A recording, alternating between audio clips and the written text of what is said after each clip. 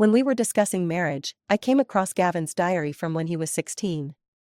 She's so fat, yet she likes me. It's disgusting. I got a girlfriend, hoping she'd give up and stop looking at me like that. The diary entries stopped abruptly on May 13th. That was the day I ended my career as a weightlifter to save him. I vaguely remembered, during our freshman year in college, Gavin asked me, "Would you be my girlfriend?" When I said yes, he looked so relieved. I thought we were in love.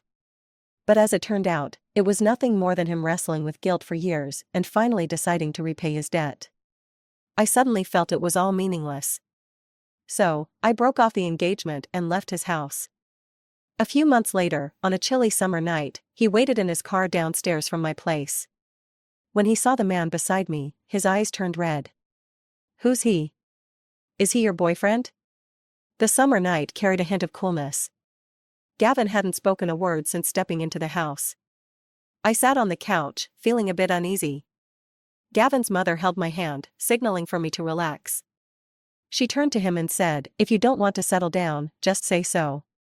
It's been 7 years, do you even want to get married or not? Ruth's patience is the only reason she's not rushing you. She loves you, but that doesn't mean you can do whatever you want."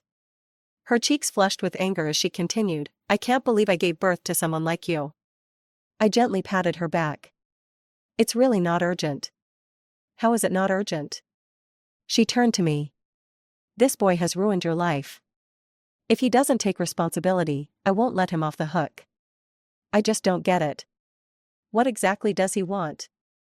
The sound of a lighter flicking open and shut filled the tense air. Gavin remained cold and silent.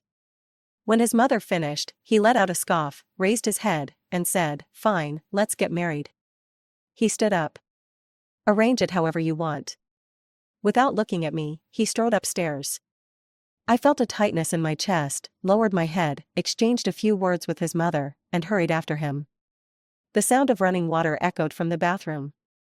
Gavin was taking a shower. I sat on the bed, staring absent-mindedly at the floor. "Do you not want to get married?" The water was too loud for him to hear me. When it stopped, he opened the door, wrapped in nothing but a bathrobe. "What did you say?" His hair was damp, and water dripped down his sharp features, trailing across his chest. My cheeks flushed red.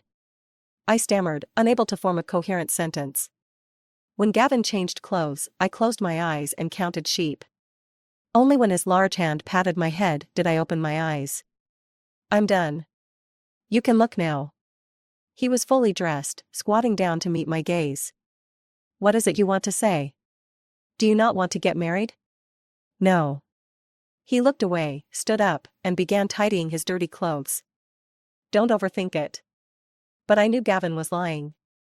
He didn't want to get married at all. I wanted to say we could postpone the wedding, or that I wasn't in a rush, but the words caught in my throat, leaving only a bitter ache. I couldn't stay in the room any longer and made an excuse to leave. "I'll go to bed now, okay?" He grabbed my hand, frowning. "You want to sleep in separate rooms?" Lifting my face with his hand, he asked, "Are you crying?" "No. I've already agreed to everything you wanted. What more do you want me to do?" His frustration boiled over, his face cold. "If you want to make a scene, then go ahead." In our 7 years together, Gavin had rarely spoken to me so harshly. But in that moment, perhaps overwhelmed by the pressure of marriage, he didn't bother hiding his emotions. I froze, feeling like a clown-stripped bear. He didn't look at me again, opened the door, and left. The faint scent of his body wash lingered, a reminder of everything that had just happened. After that night, neither of us brought up what happened. Nor did we mention postponing the wedding. But Gavin became quieter. Even when it came to choosing the wedding dress, he showed no interest. He was often busy until late at night. When I messaged him, his replies came hours later, "I'm busy." He didn't come home for his mother's birthday. Everyone laughed and tried to lighten the mood, but we all knew it was Gavin expressing his resentment toward her.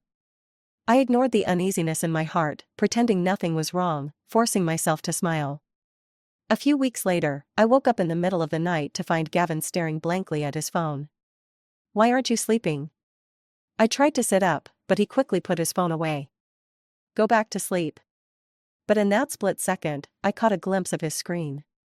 It was a photo of 17-year-old Gavin with 17-year-old Sharon. I turned my back to him, feeling as if I had fallen into an icy abyss. The memory of one of his friends sneering at me years ago surfaced in my mind. So what if he's with you? You'll never compare to Sharon. Fat pig. Back then, I thought if I just held on, Gavin would eventually fall for me. He would love me someday. But now, the naked truth stared me in the face. It felt like needles piercing my heart. He had never forgotten Sharon. The facade I had been maintaining crumbled in an instant. I suddenly didn't want to get married anymore. I wanted to leave Gavin. After making that decision, I agonized over when to tell him. Gavin's mother had always been kind to me, treating me like a daughter. It was precisely because of her that I struggled with how to break the news gently. I postponed my wedding dress fitting, using work as an excuse. After college, I started working at a media company, handling celebrity marketing and strategy. Gavin wasn't happy with my job. It required long hours, sometimes even meetings at 2 a.m. So when I said I was busy, he didn't question it. In fact, he seemed relieved.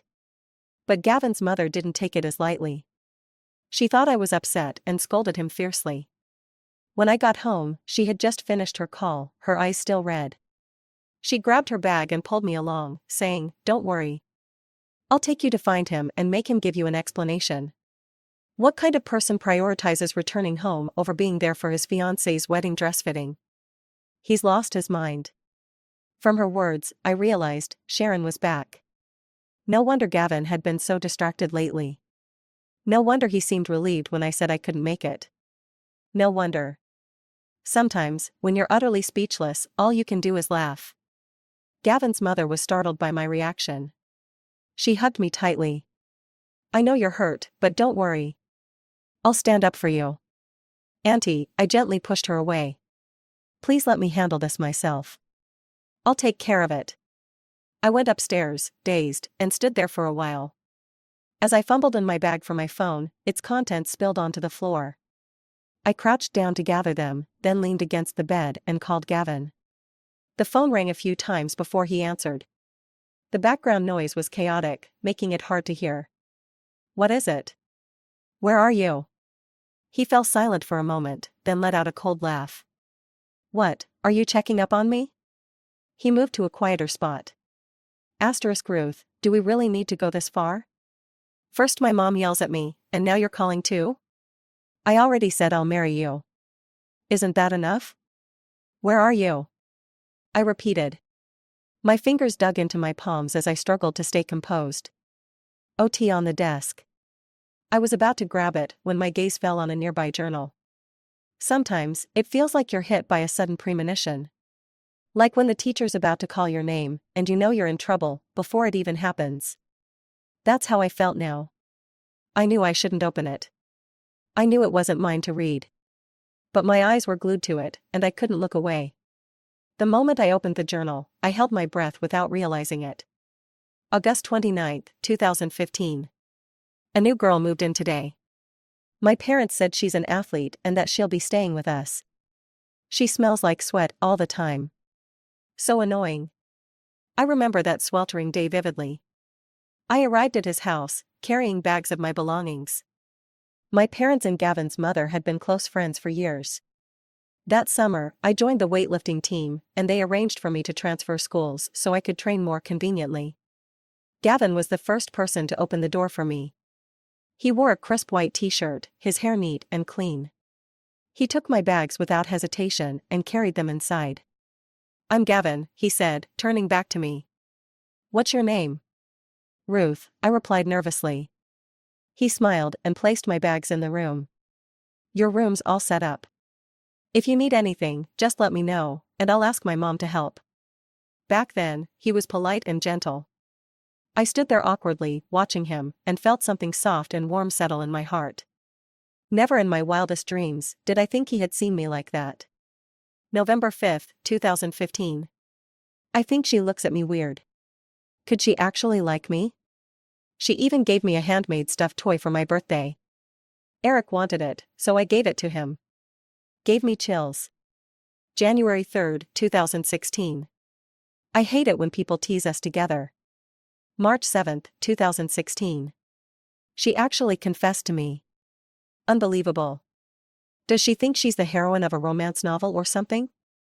How long is it going to take for her to move out? My throat felt thick and sticky, as if I couldn't swallow. My hands trembled as I flipped through the pages of the journal. When I first moved to North City, I didn't have any friends. At school, no one talked to me except a few athletes. Most of the time, I was on my own. But Gavin, he looked out for me. He remembered my period schedule, stood up for me when others mocked me, and even bandaged my injuries. It was only natural that I fell for him. So even when I realized he didn't love me, even when I decided to leave him, I never regretted falling for him as a teenager. Back then, I didn't have much money. My crafting skills were terrible, but I spent weeks learning how to make that stuffed toy. I tore it apart and remade it repeatedly until it was perfect. At his birthday party, I felt everyone's eyes on me as I handed him the gift. I was so embarrassed that I wanted to take it back. But Gavin accepted it, carefully placing it back in the box. "Thank you. I really like it," he said with a smile. I believed him. Even when Eric smeared and mouthed "fat pig" at me, I let it slide. I never cared how others saw me. My mom always said, "Save your feelings for people who treat you well." And Gavin treated me well. That was enough. 17-year-old me never imagined that the gift I poured my heart into would be handed off to Eric, who tossed it into the trash outside. I never understood why Eric hated me so much. Later, I realized it was because I wasn't pretty. That was all it took for him to be cruel. But back then, I thought Gavin was different from everyone else. I had no grand illusions about my feelings, just a simple, innocent crush. Yet, because I wasn't beautiful, I was branded as gross. When I confessed to him, I stuttered so much that I could barely string a sentence together. He smiled gently the whole time. "Thank you for liking me, but I'm not planning on dating anyone right now." What was he really thinking in that moment? April 9, 2016. I started dating someone. Hopefully, she'll get the hint and stop looking at me like that. I couldn't help but laugh, a bitter sound that caught in my throat. For the first time, I realized how ridiculous and worthless my feelings were. But he could have told me. He had so many chances to tell me. If he had just said the words, I would have stayed away. Why did he go out of his way to be kind, only to write such cruel things behind my back? The last entry in the journal was dated May 13, 2016. That day, Gavin had been harassed by some thugs. They wanted money, and he refused, so they started a fight. I stepped in to shield him and ended up getting hit so badly that my hand was permanently injured. I could never lift weights again. After that, Gavin broke up with Sharon. She went abroad shortly after, and they lost touch completely. In college, I started paying more attention to my appearance and managing my weight. That's when my relationship with Gavin truly changed. Maybe he felt indebted to me. Or maybe it was the dim lighting that night. He suddenly held my hand and asked, "Do you still like me?" I was too nervous to look him in the eye. He cupped my neck and leaned down to kiss me. It was my first kiss, tasting faintly of mint. On the first day of our relationship, Gavin took me to his mother. "We're together now," he told her. He looked so relieved, as if a heavy burden had finally been lifted from his shoulders. Looking back now, I finally understand. What I thought was love was just him repaying a debt in his own misguided way. When I arrived at the address, Gavin was playing pool with Eric. His face was like ice, and he didn't say a word. Eric, as usual, was stirring the pot. "Sharon's back. You might as well break up with her already. Don't tell me you're actually attached to her?" Man, I still remember the first time I saw her, so chubby, holding that stuffed toy she gave you. "Can you shut up?" Gavin snapped, putting down his cue stick.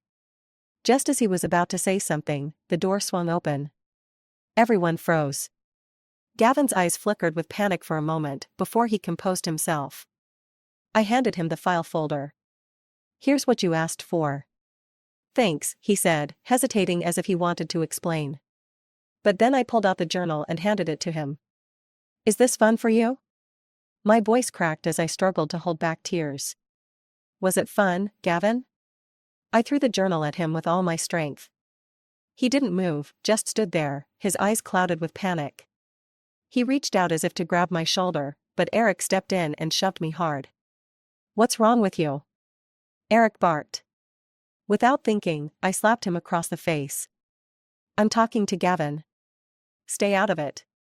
For years, every time you see me, it's nothing but insults, fat pig, ugly.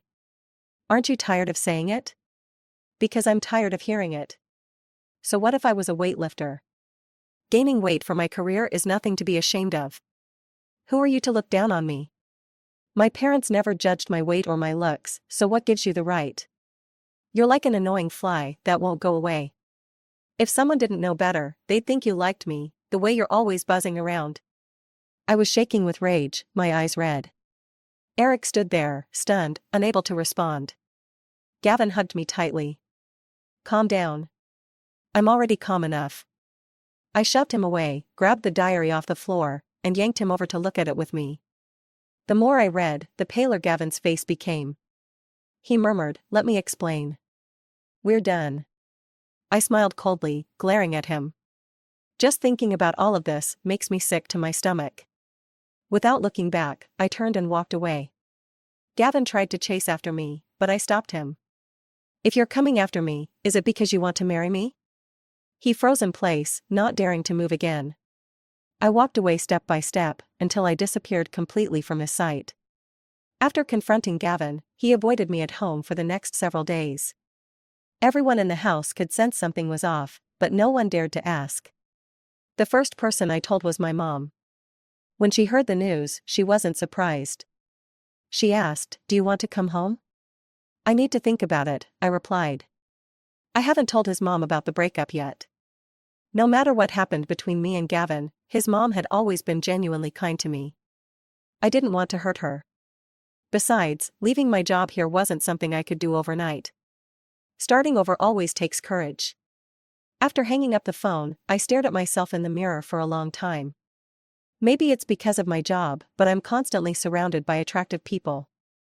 Over time, I've grown more conscious of my appearance, and now I've become one of those pretty girls people talk about. As I looked at my reflection, I thought about the old me. The girl who used to squat with her knees bent, gripping a barbell, practicing weightlifting day after day. That person felt further and further away, replaced by the polished, meticulously groomed woman who clocked in and out of her city job on time every day. I looked better now. But I wasn't as happy as I thought I'd be. I missed the days when I could wear sportswear and no makeup, living a carefree life, not this constantly tense urban girl lifestyle. Life's biggest decisions often happen in a single moment of clarity. That evening, I made a full dinner. I didn't want to be like Gavin, someone who drags things out. And I knew I had to be the one to bring up the breakup, or Gavin's mother would never let it go. After finishing our meal, I spoke up. "Gavin and I broke up." Before she could respond, I added, "I was the one who ended it." Gavin's mother's eyes turned red immediately. I held her hand and rested my head on her shoulder. "I know you care about me, but relationships can't be forced. I just don't love him anymore. I've decided to resign. I already submitted my resignation letter today. Once I finish my work handover, I'll go back home." I smiled at her. "If you miss me, you're welcome to visit." Gavin's mother couldn't say a word. She just cried and held me in her arms. After a long while, she finally choked out, "It's his fault. If I had known earlier."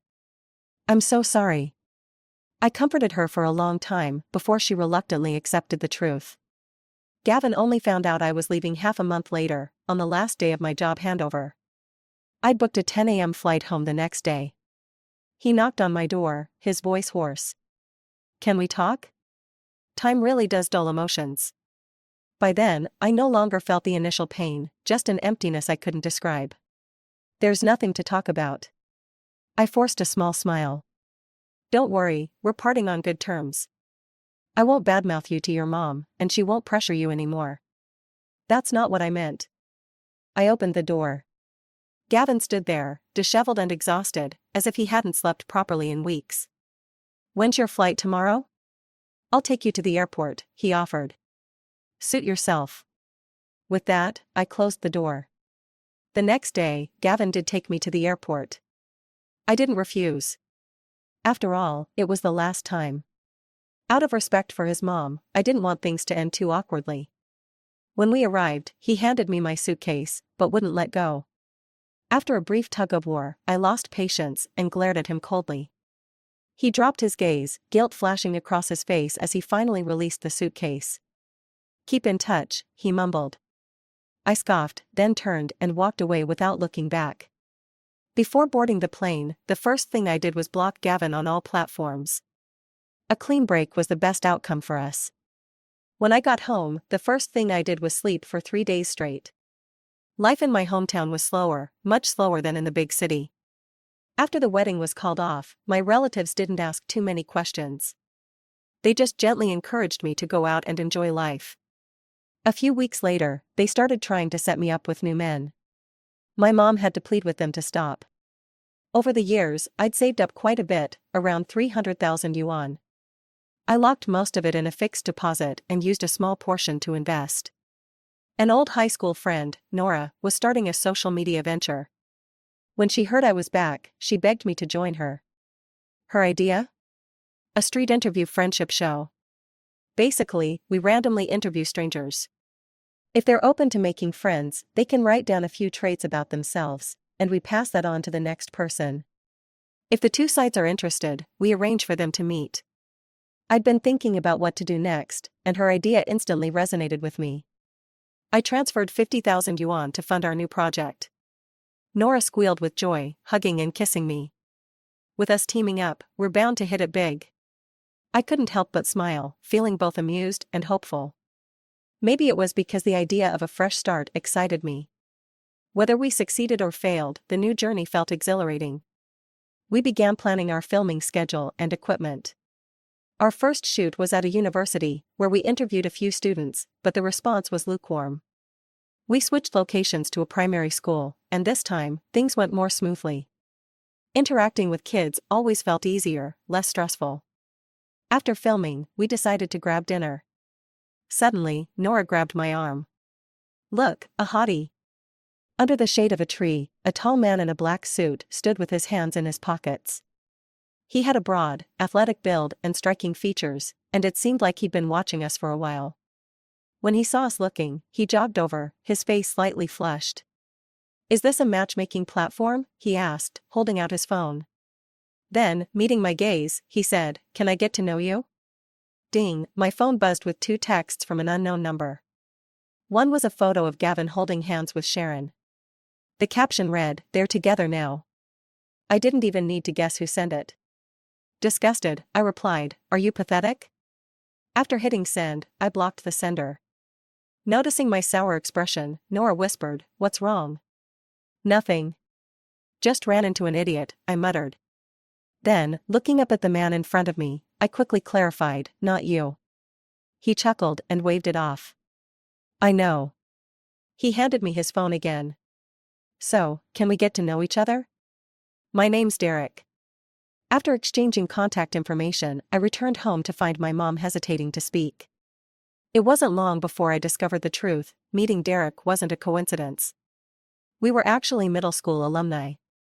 I dug out my old graduation photo from a box and searched through it several times before finally matching today's Derek with the scrawny boy in the corner of the picture. Honestly, I had no recollection of him. My mom teased, "Maybe he had a crush on you, and after all these years, you two meet again and fall in love." I laughed. "How many romance novels have you been reading?" After what happened with Gavin, I wasn't about to indulge in another case of wishful thinking. I opened the profile picture of the new friend I added today. So, we were middle school classmates. He started typing, deleting, then finally replied. "You don't mind, do you?" "Why would I?" "Then let's meet up often from now on." A moment later, another message came. "I don't really have any friends here." Over time, Derek would randomly pop up, and eventually, he became a regular helping hand for us. He had a great personality, cheerful, kind, and full of energy. He could strike up a lively conversation even with an 80-year-old grandmother. As for my mom, she adored him. She once bumped into him and insisted on dragging him home for dinner. I whispered to him one day, "You're not quite the same as the first time we met." He didn't get it at first until I pointed out how he went from a polished suit-wearing man to a laid-back, youthful college guy. He scratched his head and gave a sheepish smile. I thought first impressions were important. And now they're not? He leaned in slightly, his eyes bright. Now, the second impression matters more. I've never been a fan of the polished corporate type. I also didn't want to date anyone. When I realized Derek's feelings, I told him directly. That day, he drove straight to my apartment building. Look outside. Derek was holding a balloon, slowly letting it drift upward. I reached out to grab it and noticed a note attached. Then how about being my first friend in this city? Please? We held on to opposite ends of the balloon string. The night was silent. Moonlight bathed the man standing below my window. He seemed nervous. It felt like every moment I hesitated was a countdown to his doom. I tied the balloon to my window and texted him. Hello, new friend. Derek smiled. 2 months later, Gavin messaged me. He had a new phone. I blocked him, but he kept switching numbers. Once, I accidentally answered, but he said nothing. I'd had enough. Can you stop bothering me, Gavin? His voice was hoarse. My mom misses you. When will you come see her? The mention of Gavin's mother softened my heart. Lately, she'd occasionally sent me money, probably worried I was unemployed and struggling. When I didn't accept, she began sending me health recipes instead. When I first moved in with them, she used to cook for me constantly. She was the one who stayed up all night to care for me when I was sick. I couldn't be cruel to her. And because of that, I couldn't hate Gavin entirely either. Noticing my softened tone, Gavin pressed on. Or should I pick you up? Aren't you back with Sharon? I cut him off. There was a moment of silence on the other end. I sneered. Is this how you treat all your girlfriends? Keeping one in hand while eyeing another? Gavin. I took a deep breath. Do you realize how despicable you are? After that night, Gavin went quiet for a long time. I thought it was the end of our story. But then I ran into Eric in this small city. Derek and I had just left the university town. A black Maybach pulled up in front of us. The moment I saw that familiar face, my smile vanished. You've got a new boyfriend? Eric sneered. Do you even know what she used to look like? Before he could finish, Derek's fist flew toward him. Startled, I gasped. Eric fought back. Someone called the police, and because it was a mutual fight, they both signed a settlement agreement and left. Eric, nursing his bruised face, spat angrily on the ground. I walked up to him and grabbed his collar. What's your problem? He smirked, then laughed suddenly. Yeah, I have issues. So what? He reached out as if to touch me, and I immediately let go. Eric brushed off his shirt, then said with a mocking grin, Gavin and Sharon broke up. He still can't get over you. I came to tell you in person since texts don't seem to do the job. And you, ungrateful as ever. He leaned closer, his grin widening. Don't know a good thing when it's in front of you. I stared at him blankly. Eric, finding no amusement, walked off. I grabbed Derek's hand, and though he looked briefly stunned, he soon held on tightly. I just wanted to leave as quickly as possible, not noticing Derek's flushed ears or Eric's suddenly cold expression. Hey! Eric called after me, his tone complicated. Why not get back with Gavin? I promise I won't badmouth you again. Get lost. A few months later, I sent Gavin a message for the first time. Can you control your dog? Anger must have clouded my mind because that night, I dreamed of high school again. The broad, powerful figure that always drew whispers wherever he went. Teenage malice often came without reason. They pushed him around, taunting. Dare to kiss her? Are you looking for a fight? Whose is bigger, yours or hers? Once, after returning from the restroom, I saw a girl with her shoelaces untied. The troublemaking boys in class were ogling her neckline with lewd expressions. That look disgusted me. I stomped on one boy's foot hard. He hit back, but Gavin caught his fist midair. Pinning the boy against the wall with one hand, Gavin coldly demanded, apologize to her. That day, even the sunlight seemed to carry a faint scent of fresh grass.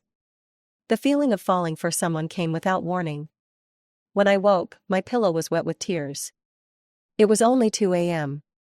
I got up to pour water but heard noises outside. Opening the door, I saw Gavin leaning against his car, cigarette butts scattered around him. The cold wind made his pale face look even thinner. When he saw me, his unfocused eyes gradually cleared. A second later, I shut the door again. Back in bed, I received a message. About Eric, I'm sorry. I've cut ties with him. He won't bother you again. After some hesitation, he added, Sharon and I broke up. Gavin stayed in the city for a while. Every time I went downstairs, he was there. When I came back at night, he was still there. I ignored him. So did my mom. People need self-respect, but you can't stop a dog from guarding a house. Then she added, not even his house. During this time, the content creation work I was doing finally started gaining traction. I could even take on small ads. Nora and I worked harder than ever. I was so busy every day, it felt like I was squeezing 2 days into one. Running around, brainstorming ideas, I didn't pay attention to where I was going and got scraped on the leg by a passing bike. Nora helped me up. Are you okay? Before I could answer, Derek had already dashed off like the wind. He came back with an armful of medicine and was immediately teased by Nora. Still catching his breath, Derek looked at me with bright eyes. Can I? Derek, what? Me, to apply the medicine for you. In the end, I didn't let Derek help me. I found a chair nearby and dealt with it myself. The shoot ended earlier than planned, and Derek insisted on driving me home. The car crawled like a tortoise, with Derek nervously glancing around. I didn't call him out on it. A trip that normally took half an hour stretched into an hour and a half before we finally arrived. When we got out, he quickly rushed around to open my door, naturally steadying me with his hand. Thanks. As I turned around, I paused. Gavin was leaning against the wall, his gaze fixed straight on me. His face was pale, and his lips moved slightly. He took a step closer. Derek noticed something was off and leaned down to ask, someone you don't like? Yes. I walked past Gavin as though he didn't exist, but he grabbed the hem of my shirt. I looked at him with a cold, dead expression. He snapped back to reality and let go of my shirt immediately. His eyes shifted to my foot. Did you apply the medicine? My response was silence. The door closed in front of him, just as it had countless times before, without a word. Inside, the sound of stir-frying came from the kitchen. My mom's eyes lit up when she saw Derek. Stay for dinner, Derek. He hesitated and glanced at me. I nodded. We've got enough for you. His smile widened, revealing faint dimples at the corners of his mouth. I asked, aren't you curious about who he is? I have a guess, he said as he walked inside. But it doesn't matter. He leaned in closer to me. You said he's someone you hate, which means now, he's someone who doesn't matter. After dinner, it was already 9 o'clock. My mom asked me to walk Derek downstairs. The moment I opened the door, her smile disappeared. Standing out here at this hour, scaring people. Derek's gaze fell on Gavin, and he smiled faintly. Goodbye. I walked him to his car and reminded him to drive safely. Suddenly, someone grabbed my hand. Derek pulled me into a light hug, his voice soft against my ear. A hug between friends, is that okay? You already went ahead and did it. Sorry. Derek was abruptly yanked away by Gavin, who grabbed him by the collar, fist raised like a raging beast. Gavin! He froze, his eyes red. I couldn't understand the look on his face. He was the one who wanted to separate, yet now he looked like this. Derek chuckled, a mixture of disdain and amusement. Should I call the police? Gavin wasn't giving up. Who is he? Your boyfriend? We've already broken up, Gavin. I know. His voice trembled, tears falling one by one as he mumbled incoherently. But I regret it. I regret it. But I don't. My refusal was straightforward. I don't regret breaking up with you, and I won't regret leaving North City. I'll never look back. Whether I have a boyfriend, whether it's him or someone else, who I marry in the future, it has nothing to do with you. Because that person will never be you. The sword of Damocles finally fell. The hope in Gavin's eyes shattered completely. That night, Gavin didn't linger downstairs anymore. 2 months later, late one night, I received a text from him. "Can we meet one last time to say goodbye?" This time, I replied, "Okay." Outside, light snow had begun to fall, blanketing everything in white. Unknowingly, it felt like the year was drawing to an end. An ending, and a beginning. We arranged to meet at a nearby cafe. The snow had piled thick on the ground, and the sanitation workers were already up early clearing it. When I stepped out, the only marks on the road were tire tracks. The snow on the sidewalk hadn't been cleared yet. The surface had frozen over. I kicked it lightly, and the seemingly solid snow scattered instantly. I chuckled. But my smile froze quickly. Not far away, Gavin stood, his deep gaze fixed on me. For a moment, I felt like I was back in high school. In the snowy winters, my favorite thing to do was build snowballs and kick them away. Gavin would open the window and shout, "My mom says you should come over for dinner." "Got it." I'd smile, turn back, and run inside. I walked closer, and Gavin sighed softly in my ear. For a moment, I thought we were back in the past. He curved his lips bitterly. "But this time, it's to say goodbye." We sat at opposite ends. I ordered a coffee and checked the time. "I only have an hour." "About the diary." "I'm sorry." He sat down. "I'm really sorry. I don't care about that anymore." If. His hands fidgeted nervously. "If the diary hadn't been an issue, would we?" "There's no if." I interrupted him. "Even without the diary, we wouldn't have worked out. I've always had a question." His face was full of confusion. "After all the years we've been together, why didn't you even give me a chance?" "Let me ask you something," I suppressed the irritation rising within me. "Why did you get together with me in the first place?" He didn't answer. "To repay me for saving you." I summarized the absurd reason. "Who do you think you are?" I smiled faintly. "What makes you think your love is some kind of gift to me? Just because I liked you?" I stirred my coffee and let out a small laugh. "Love might be beautiful, but it's not powerful enough to ruin someone's life. Even without you, I would have continued living just fine. I cared about you because I thought you were worth it." I paused and chuckled again. "But your love, it wasn't the same." Gavin shot to his feet, flustered, as if he wanted to explain but didn't know where to start. "It's not about the diary or Eric," I said calmly.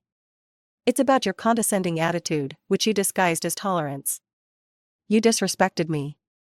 But my fault was not ending things sooner." I looked him in the eye. "When you allowed your friends to treat me so poorly, I should have realized that we were over. This is the last time we'll see each other, Gavin. For your mother's sake." I stood, grabbing my bag as he scrambled to his feet. "Let's not meet again, Gavin." I walked out without looking back. As the door closed behind me, my phone rang. Nora's voice came through, urging, "Are you done? We're waiting for you at dinner. If you don't hurry, someone might come drag you over." I smiled slightly. On my way. In March, I received a request from a little girl. It was the time of year when the weather alternates between warmth and chill, and she was dressed in thin clothes. Her left eye looked strange, almost as if she had lost vision in it. On the busy street, she stopped us and asked, "Sister, can you make friends here?" "I want to make friends." The little girl's name was Polly. Her parents died in a car accident when she was very young, and she was raised by her grandmother. Her grandmother often scolded her, calling her a bad omen and neglecting her, viewing her left eye as a bad sign. The other children would also bully her. "No one likes me," she said quietly. Because of this request, we began looking around at various elementary schools. In the end, we found a girl at Linney Primary School. The girl had a sweet smile, like a little sunshine. As we brought Polly over, she bounced along happily. Her parents, walking beside her, smiled helplessly. "She's been spoiled since she was little," they said. Then, as if worried we might misunderstand, her mother added, "But there's nothing wrong with that." "That's right, there's nothing wrong with that.